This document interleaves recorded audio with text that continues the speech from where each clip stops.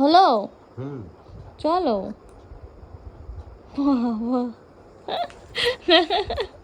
সেই রিল্যাক্সে খাচ্ছ তো বসে বসে।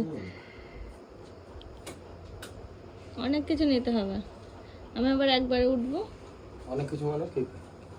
বাইরে ওই থালাটা নিতে হবে, তোমার বান্ধবী আসবে ওই জন্য।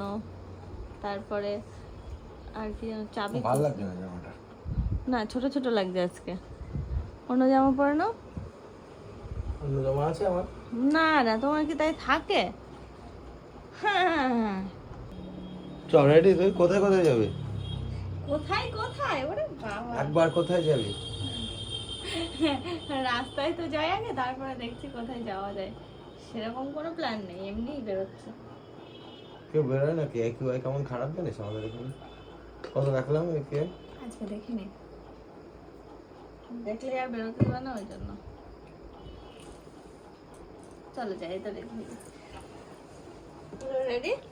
এবার যাব আমরা একটু বাজারের দিকে যাচ্ছি। সেরকম কোনো দরকার নেই।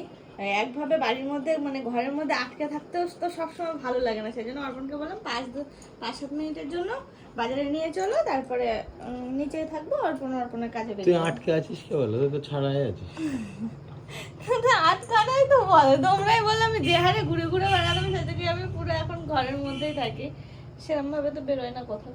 চলো, হয়ে গেছে, কমপ্লিট। করতে হবে।